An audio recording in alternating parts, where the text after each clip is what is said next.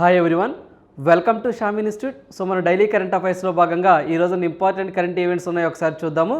So first one వచ్చేసరికి Australia ప్రధానిగా Albanese భారత పర్యటన అని చెప్పేసి ఈరోజు ప్రధానంగా మనకి కరెంట్ న్యూస్ రావడం జరిగిందండి. ఏదైతే మనకి ఆస్ట్రేలియాకి మొట్టమొదటిసారిగా పిఎం అయినటువంటి అంటే 31వ ప్రధానమంత్రి అండి ఇతను. సో ఇతను వచ్చేసరికి యాంటోనీ ఆల్బనస్ అని చెప్పేసి అంటాము. ఇతను భారత్కు పర్యటనకు రావడం జరిగిందండి. సో ఇతని యొక్క మొట్టమొదటి భారత పర్యటనగా ఇది మనం చెప్పుకోవచ్చు. సో ఇతను వచ్చేసరికి ఏదైతే మనకి ఈ 2 days పర్యటన నిమిత్తం ఈ యొక్క ప్రధాన నరేంద్ర మోదీతో మాట్లాడి సో దీనికి సంబంధించి ఏదైతే మనకి ఎకానమీకి సంబంధించి కానివ్వండి, సో ఏదైతే డిఫెన్స్కి సంబంధించి కానివ్వండి, అదేవిధంగా ఇంధనాలకు సంబంధించి కానివ్వండి, సో ఇలాంటివైనా చర్చించడానికి భారతదేశానికి రావడం జరిగిందండి. సో దాంట్లో భాగంగా మనం చూసినట్లయితే ఇతను మనం లాస్ట్ ఒక 1 week నుంచి చూసినట్లయితే ఫస్ట్ మనకి ఏదైతే మనకి జర్మనీ ఛాన్సలర్ స్కోల్ఫ్ వోల్స్ అని చెప్పేసి ఒక రావడం జరిగిందండి. సో మనకి అదేవిధంగా నెక్స్ట్ వచ్చేసరికి ఇటలీ పిఎం అండి. సో ఈమె కూడా జార్జియో మెలోనీ అని చెప్పేసి ఒక ఆమె రావడం జరిగింది. సో ఆ తర్వాత మనకి ఈరోజు ఆస్ట్రేలియా పిఎం యాంటోనీ ఆల్బనస్ అనే వ్యక్తి రావడం జరిగింది. సో మనం చూసినట్లయితే లాస్ట్ ఒక 1 week నుంచి ఏదైతే మనకి జర్మనీ ఛాన్సలర్గా ఉన్నటువంటి ఈ యొక్క వూల్ఫ్ స్కోల్జ్ సో 6 జలంతర్గాములను బిల్డ్ చేయాలని చెప్పేసి ఎంఓయూ కుదుర్చుకొని వెళ్ళారండి. తర్వాత ఏదైతే మనకి ఈ యొక్క జార్జ్ మెలోనీ వచ్చేసి ఆమె కూడా అంతేనండి. ఏదైతే మనకి ఇంధనాల్లో కానివ్వండి, అదేవిధంగా ఎకానమీ పరంగా కానివ్వండి, సో అదేవిధంగా ఒక స్టార్టప్ బ్రిడ్జ్ అని చెప్పేసి ఒక అంకుర సంస్థలు ప్రోత్సహించాలని చెప్పేసి ఎంఓయూ కుదుర్చుకొని వెళ్ళారు. సో ఈరోజు ఇతను రావడం జరిగిందండి. సో ఇలాంటివి ఏమైనా వచ్చినప్పుడు ఖచ్చితంగా మనము ఎవరు ఎటువంటి ఎంఓయూస్ కుదుర్చుకున్నారు, సో ఎటువంటి అగ్రిమెంట్స్ జరిగినాయని చెప్పేసి మనం చదువుకోవాలి. సో ఇతను ఈరోజు వచ్చారు కాబట్టి మనకి రేపు ఎల్లుండి పూర్తి డీటెయిల్స్ రావడం జరుగుతుంది. సో దీనికి సంబంధించి కొంత బ్యాక్గ్రౌండ్ చూసినట్లయితే మనకి ఒక 4 days క్రితం ఆస్ట్రేలియన్ ఎడ్యుకేషన్ మినిస్టర్ మన భారతదేశంలో పర్యటించారండి. సో ఆ పర్యటనలో భాగంగా అతను ఏవైతే ఇంటర్నేషనల్ యూనివర్సిటీస్ అంటే జనరల్గా ఆస్ట్రేలియాలో ఉన్నటువంటి కొన్ని యూనివర్సిటీస్ 2 ఉన్నాయండి. సో మనకి డెకెన్ యూనివర్సిటీ అని చెప్పేసి, అదేవిధంగా యూనివర్సిటీ ఆఫ్ ఉలాంగ్ అని చెప్పేసి ఈ 2 యూనివర్సిటీకి సంబంధించి క్యాంపసెస్ని మేము గిఫ్ట్ సిటీ గుజరాత్లో ఎస్టాబ్లిష్ చేస్తాము అని చెప్పి స్టేట్మెంట్ ఇవ్వడం జరిగింది. సో ఆ వీడియోలో మనం డిస్కస్ చేసామండి. సో ఈరోజు ఇతను ఏం చెప్తున్నాడంటే ఏదైతే మనకి ఎడ్యుకేషన్ విద్యార్హతల మీద వీళ్ళు ఎంఓయూ కుదుర్చుకుంటాము అని చెప్పేసి ఈ యొక్క యాంటోనీ ఆల్బనస్ డిక్లేర్ చేయడం జరిగిందండి. సో ఇక్కడ మనం చూసినట్లయితే ఆస్ట్రేలియాలో 4 ఏళ్ల పాటు చదవనున్న భారతీయ విద్యార్థులకు మైత్రి పేరిట స్కాలర్షిప్లు ఇచ్చే ప్రోగ్రాం కూడా మేము చేపడతాము అని చెప్పేసి ఇతను డిక్లేర్ చేయడం జరిగింది. సో రానున్న పోటీ పరీక్షల్లో మైత్రి పేరిట ఉపకార వేతనాలను సో ఏ కంట్రీ వాళ్ళు భారతదేశానికి ప్రొవైడ్ చేయాలని చెప్పేసి అనుకుంటున్నారు అంటే మనం ఆస్ట్రేలియా అని చెప్పేసి మనం గుర్తుంచుకోవాలి. అదేవిధంగా రీసెంట్గా ఆస్ట్రేలియాకి సంబంధించి 2 ఏవైతే యూనివర్సిటీస్ ఉన్నాయో వాటి యొక్క క్యాంపస్ని భారతదేశంలో ఎక్కడ నెలకొల్పాలనుకుంటున్నారు అని చెప్పేసి ఎగ్జామ్లో అడగొచ్చు. సో ఆ యూనివర్సిటీస్ పేరు కూడా మనము డెకెన్ యూనివర్సిటీ అని చెప్పేసి, యూనివర్సిటీ ఆఫ్ ఉలాంగ్ యూనివర్సిటీ అని చెప్పేసి మనం గుర్తుంచుకోవాలి. ఈ 2 కూడా మనం గుర్తుంచుకోవాలండి. సో అదేవిధంగా ఈరోజు ఇతను పర్యటనకు వచ్చినటువంటి ఆల్బనీస్ 31వ ప్రధానమంత్రి అని చెప్పేసి మనం గుర్తుంచుకోవాలి. 31వ వ్యక్తి అండి ఆస్ట్రేలియా పిఎంగా.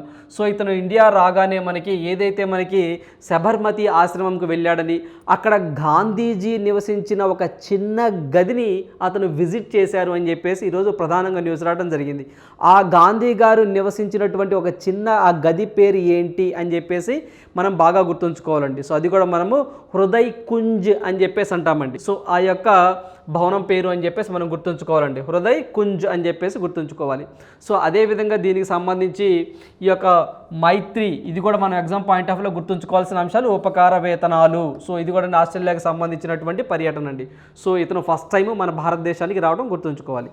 సో నెక్స్ట్ మనం చూసినట్లయితే కర్బన ఉద్గారాలకు పాతరా అని చెప్పేసి ఈరోజు ప్రధానంగా ఒక న్యూస్ రావడం జరిగిందండి. ఏదైతే మనము ఇక్కడ project green sand, so project green sand అనే ఈ ప్రాజెక్ట్ని డెన్మార్క్ కంట్రీ ప్రారంభించడం జరిగింది. ఏంటి ఈ యొక్క ప్రాజెక్ట్ శాండ్ యొక్క ముఖ్య ఉద్దేశం అంటే ఏదైతే కార్బన్ డైఆక్సైడ్ అండి, సో వాయు రూపంలో ఉన్న కార్బన్ డైఆక్సైడ్ని ద్రవ రూపంలోనికి మార్చి సో దానిని దగ్గరగా సముద్ర గర్భంలో ఏదైతే మనకి ఒక 2 కిలోమీటర్ల కింద దాన్ని అలా స్టోర్ చేయటం అండి. అంటే మనకు వాతావరణంలో ఉన్న కార్బన్ డైఆక్సైడ్ మొత్తాన్ని కలెక్ట్ చేసి భూమి లోపల పాతి పెట్టడం అని చెప్పేసి అంటారు. సో ఈ యొక్క ప్రోగ్రామ్ని తీసుకొచ్చిన కంట్రీ ఏంటి అంటే డెన్మార్క్ కంట్రీ అని చెప్పేసి మనం గుర్తుంచుకోవాలి. సో మనకి డెన్మార్క్ కంట్రీ అండి. సో వీళ్ళు ఇది మీ కార్బన్ డైఆక్సైడ్ను సముద్రం అడుగున పాతి పెట్టేస్తారు. సో డెన్మార్క్లో సరికొత్త ప్రాజెక్ట్ గ్రీన్ శాండ్గా దీన్ని నామకరణం చేశారండి. సో ఇక్కడ మీరు పిక్లో చూస్తున్నట్లయితే ఇక్కడ దీనికి సంబంధించి ఏదైతే మనకి ఈ యొక్క వాయు రూపంలో ఉన్న కార్బన్ డైఆక్సైడ్ని ద్రవ రూపంలోనికి మార్చిన కార్బన్ డైఆక్సైడ్ను సముద్రం అడుగు భాగాన, అంటే ఈ యొక్క అడుగు భాగంలో ఇసుక రాళ్లతో నింపి కొంత రిజర్వ్ లాగా పెడతారండి. సో దాంట్లో ఈ యొక్క CO2ను స్టోర్ చేస్తారు అని చెప్పేసి మనకి ఒక స్టేట్మెంట్ అయితే రావడం జరిగిందండి. సో ఫ్యూచర్లో ఇలాంటివన్నీ మేము చేస్తాము అని చెప్పేసి డెన్మార్క్ వాళ్ళు ఒక స్టేట్మెంట్ అయితే ఇవ్వడం జరిగిందండి. సో దాంట్లో భాగంగానే దగ్గరగా ఏడాదికి 15 లక్షల టన్నులండి, 15 లక్షల టన్నుల CO2ని ఇలా మేము చేస్తాము అని చెప్పేసి వీళ్ళు స్టేట్మెంట్ ఇవ్వడం జరిగింది. వెస్ట్ ఆయిల్ ఫీల్డ్ అని చెప్పేసి మనకి వెస్ట్ ఆయిల్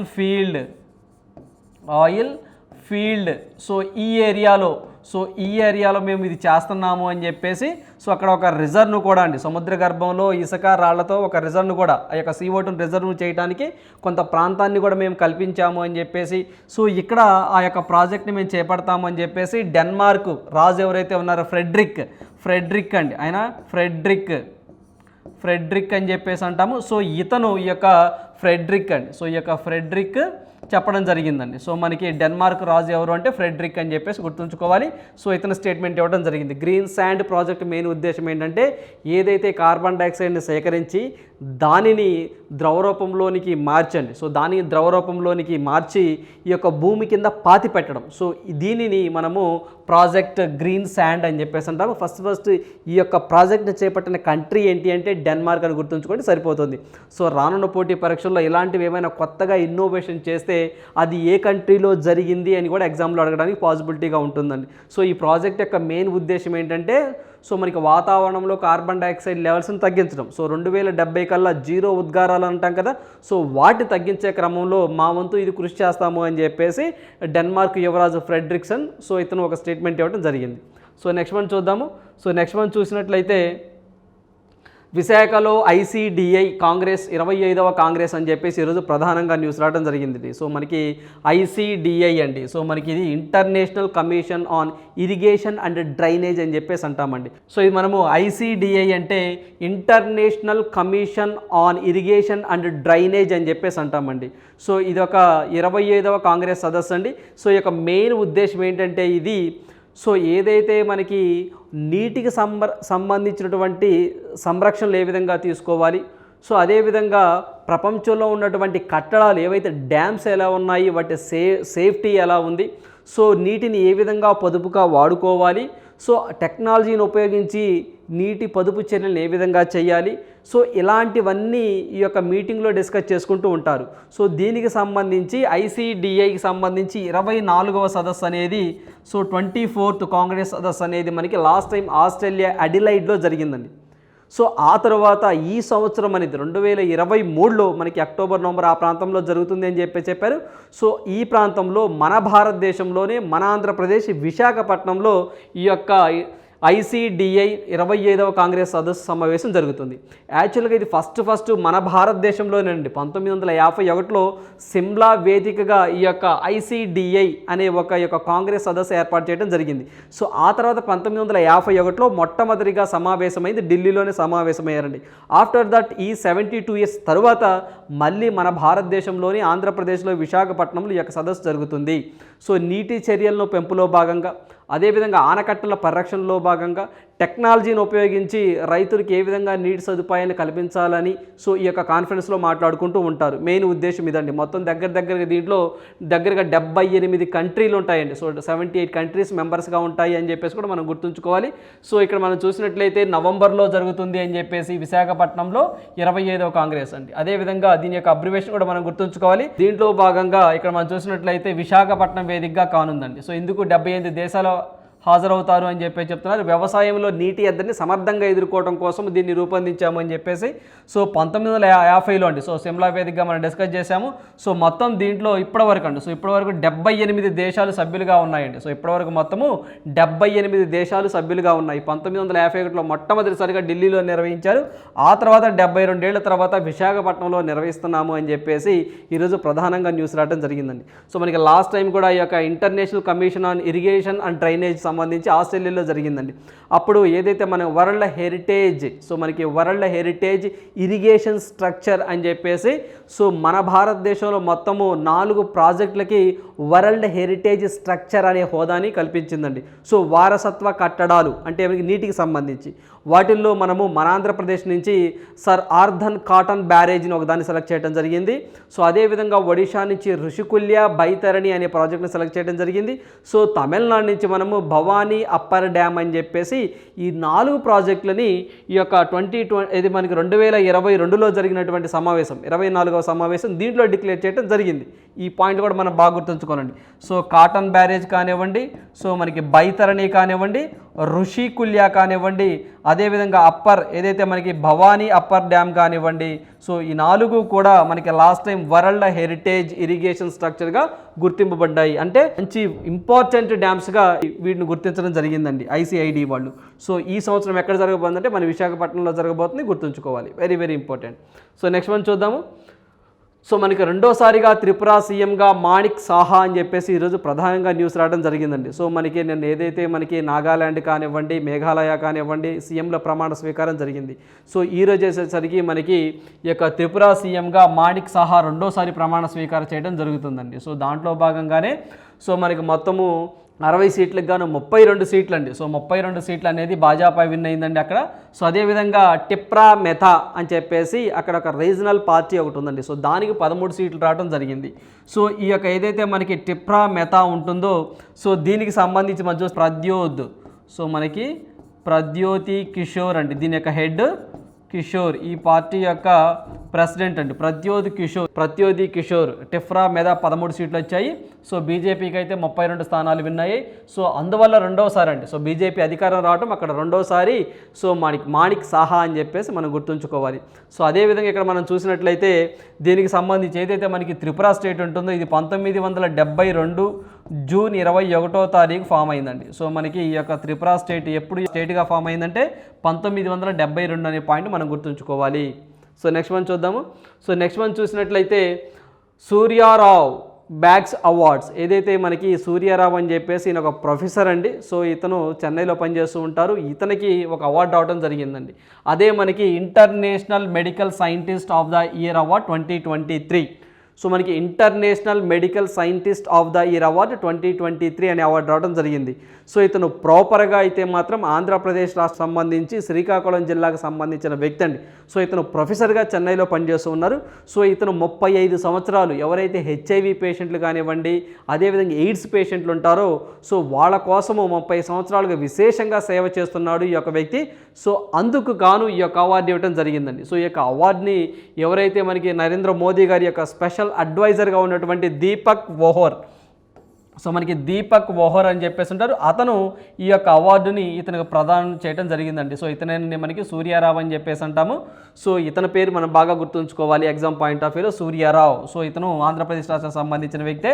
సో శ్రీకాకుళం జిల్లాకు సంబంధించిన వ్యక్తి. ఇతను ఏం చేశాడంటే హెచ్ఐవి కానివ్వండి, అదేవిధంగా ఎయిడ్స్ పేషెంట్లకు కానివ్వండి, సో తన వంతుగా 30 సంవత్సరాలుగా కృషి చేశారు అని చెప్పేసి సో ఈ అవార్డు ఇవ్వడం జరిగింది. International medical scientist of the year award 2023. So next one చూద్దాము. సో నెక్స్ట్ వన్ చూసినట్లయితే మనకి ప్రిట్జికర్ ప్రైజ్ అనేది 2023కి సంబంధించి యూకే కంట్రీకి సంబంధించిన వ్యక్తికి ఇవ్వడం జరిగిందండి. సో ప్రిట్జికర్ ప్రైజ్ అనేది ఆర్కిటెక్ట్ రంగంలో ఇస్తారు. సో ఆర్కిటెక్ట్ రంగంలో ఇది నోబెల్ ప్రైజ్తో కంపేర్ చేస్తూ ఉంటారండి. So highest award in the architecture. So దీనికి సంబంధించి చూసినట్లయితే మనకి David Alan Chipperfield. So మనకి డేవిడ్ చీపర్ ఫీల్డ్ అని చెప్పేసి షార్ట్ ఫామ్లో అంటాము. ఇతను యూకే కంట్రీకి సంబంధించిన వ్యక్తి. 2023కి సంబంధించి ప్రిట్జికర్ అవార్డు ఇతనికి రావడం జరిగింది. సో ఈ అవార్డు అనేది ఆర్కిటెక్ట్ రంగంలో ఇవ్వడం జరుగుతుంది. అదేవిధంగా దీన్ని ఎవరు ఇస్తారంటే యుఎస్ కంట్రీ ఇస్తుందండి. సో మనకి యుఎస్ఏ అంటే అమెరికా కంట్రీకి సంబంధించి హెల్త్ ఫౌండేషన్ అని చెప్పేసి ఒక ఫౌండేషన్ ఉంటుందండి. సో ఈ ఫౌండేషన్ వాళ్ళు ఈ అవార్డు ప్రజెంట్ చేస్తూ ఉంటారు. సో మనకి ఆర్కిటెక్ట్ రంగంలో విశేష సేవ చేసిన వ్యక్తులకి ఈ ప్రైజ్ ఇవ్వడం జరుగుతుంది. సో అదేవిధంగా మనము డేవిడ్ చిప్పర్ ఫీల్డ్ బాగా గుర్తుంచుకోవాలి. డేవిడ్ చిప్పర్ ఫీల్డ్ అని చెప్పేసి గుర్తుంచుకోవాలి. 2023కి సంబంధించి ఇతనికి ఇవ్వడం జరిగిందండి. సో మనకి 2022కి సంబంధించి కూడా బుర్కినా ఫాసో కంట్రీకి సంబంధించి ఒక వ్యక్తికి ఇవ్వడం తీసుకుందండి. సో 2022కి సంబంధించి కూడా మనము ఫ్రాన్సిస్ కెర్ అనే వ్యక్తి అండి. సో మనకి ఫ్రాన్సిస్. సో మనకి ఫ్రాన్సిస్ కేర్ అని చెప్పేసి ఆ వ్యక్తి ఉన్నారండి.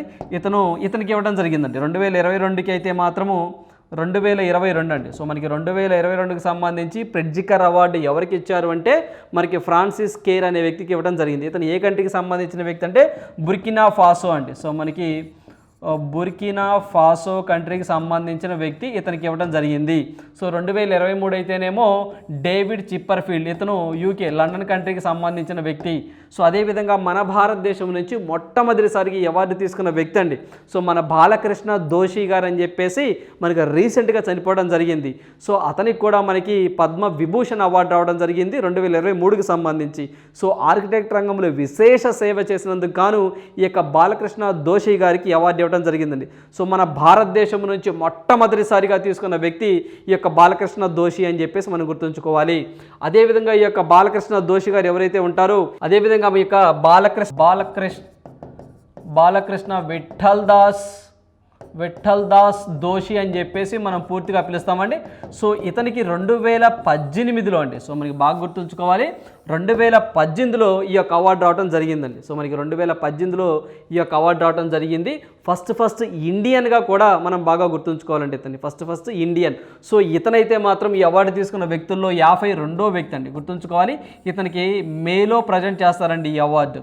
సో మనకి 2023 మేలో సో ఈ అవార్డు ప్రజెంట్ చేస్తారు. బట్ అనౌన్స్మెంట్ అయితే జరిగింది. ఆ 52వ వ్యక్తి ఇతను.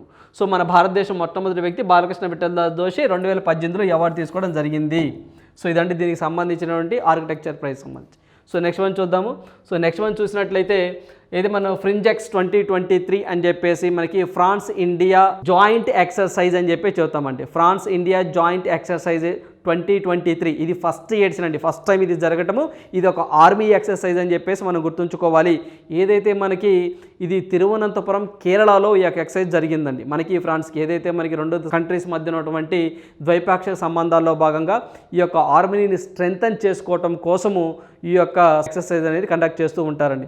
సో దాంట్లో భాగంగా ఈ యొక్క నాలెడ్జ్ షేరింగ్ అండి. సో మన ఆర్మీ వాళ్ళ ఆర్మీ అనేది ఒక మాక్ డ్రిల్లా కండక్ట్ చేస్తూ ఉంటారు. సో వాళ్ళ దగ్గర ఉన్న స్కిల్స్ వీళ్ళు షేర్ చేసుకోవడం, మన దగ్గర ఉన్న స్కిల్స్ వాళ్ళు షేర్ చేసుకోవడం.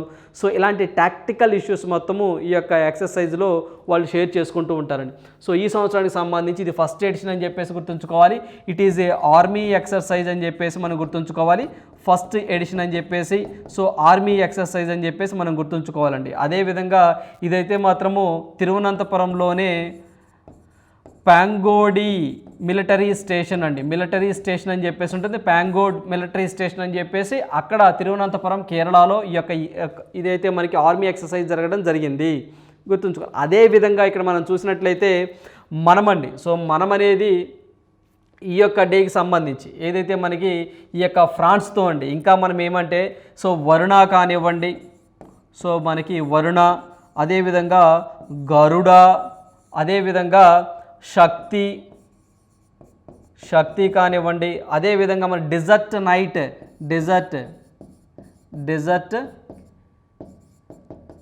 నైట్ అని చెప్పేసి ఇవి కూడా మనము ఫ్రాన్స్తోనే కండక్ట్ చేస్తూ ఉంటామండి.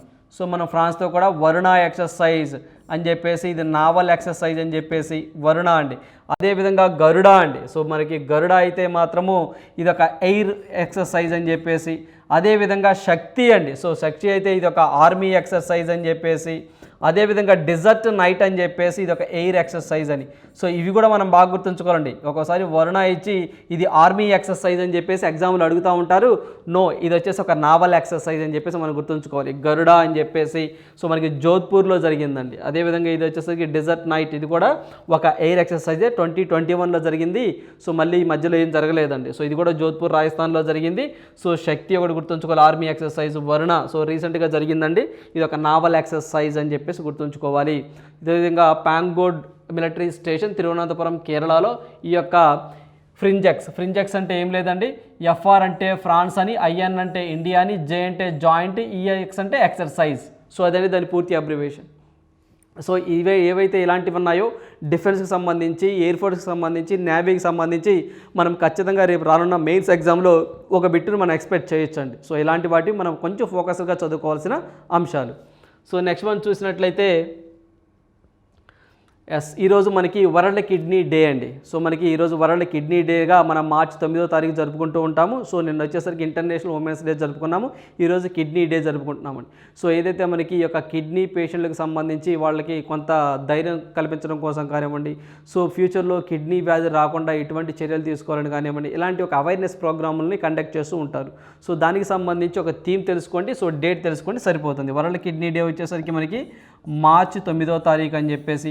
సో దీని థీమ్ చూసినట్లయితే kidney health for all, so preparing for the unexpected supporting the vulnerable అనేది దీని థీమ్గా ఉందండి. సో దీని థీము, సో ఇది మొత్తం దీనికి సంబంధించినండి. సో కొంచెం లెంతీగా ఉంటుంది. కిడ్నీ హెల్త్ ఫర్ ఆల్ అనేది అందరికి గుర్తు ఉంటుందండి. Kidney health for all. So మనకు వచ్చింటే అన్ఎక్స్పెక్టెడ్ అనే ఒక టర్ము, సో సపోర్టింగ్ వల్నరబుల్, ఇలా కొంచెం విడివిడిగా గుర్తుంచుకోండి సరిపోతుంది. ఎందుకంటే ఎగ్జామ్ పాయింట్ ఆఫ్ వ్యూలో థీమ్స్ కొంచెం లెంతీగా ఇవ్వడం జరుగుతుందండి. సో మనము ఏదో ఒక కోడ్తో గుర్తుంచుకుంటే లాంగ్ టర్మ్ గుర్తుంటుంది. సో మనకి జనరల్గా కిడ్నీ హెల్త్ ఫర్ ఆల్ గుర్తుంటుందండి. సో ఆ తర్వాతే కొంచెం preparing for the unexpected supporting the vulnerable అని మాత్రం కొంచెం అన్ఎక్స్పెక్టెడ్ అని, సపోర్టింగ్ అని, వల్నరబుల్ అని చెప్పేసి అలా చదువుకోండి అండి. 1-2 సార్లు గుర్తుండిపోతుంది. సో ఇదండి దీనికి సంబంధించి వరల్డ్ కిడ్నీ డే సంబంధించిన థీమ్ గుర్తుంచుకోండి, ఆ డే గుర్తుంచుకోండి సరిపోతుంది. సో అదేవిధంగా ఏదైతే దీనికి సంబంధించండి, సో ఏవైతే మనకు ఖచ్చితంగా ఇలాంటివి ఎక్సర్సైజ్ కానివ్వండి, సో ఈ యొక్క థీమ్స్ కానివ్వండి, లాస్ట్ టైం మనకి ప్రిలిమ్స్లో కూడా 1 or 2 బిట్స్ అడగడం జరిగింది. వీటి మీద కూడా మనం ఫోకస్ చేసి చదువుకోవాల్సిన అంశం ఎంతైనా ఉందండి. సో ఇవన్నీ ఈరోజు ఉన్న important current events. So thank you, all the best.